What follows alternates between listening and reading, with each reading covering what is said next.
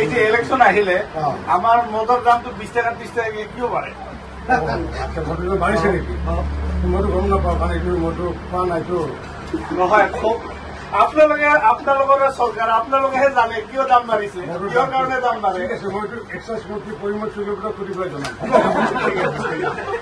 এই যে ইলেকশন আহিলে আমাৰ মদৰ দাম তো 20 টাকা 30 টাকা কিয় বাড়ে?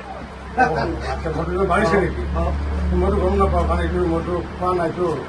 নহয় খুব আপোনালোকৰ চৰকাৰ আপোনালোকেহে জানে কিয় দাম বাঢ়িছে, কিয় কাৰণে দাম বাঢ়ে। ঠিক আছে, মই এইটো এক্সাইজ মন্ত্ৰী পৰিমল চৌধুৰীক সুধি পেলাই জনাম। এই যে ইলেকশন আহিলে আমাৰ মদৰ দাম তো 20 টাকা 30 টাকা কিয় বাড়ে? আচ্ছা মটৰ বাঢ়িছে নেকি? মটৰ গম নাপাওঁ কাৰণ এইটো মটৰ খোৱা নাইতো। নহয় খুব আপোনালোকৰ চৰকাৰ আপোনালোকেহে জানে কিয় দাম বাঢ়িছে, কিয় কাৰণে দাম বাঢ়ে। ঠিক আছে, মই এইটো এক্সাইজ মন্ত্ৰী পৰিমল চৌধুৰীক সুধি পেলাই জনাম।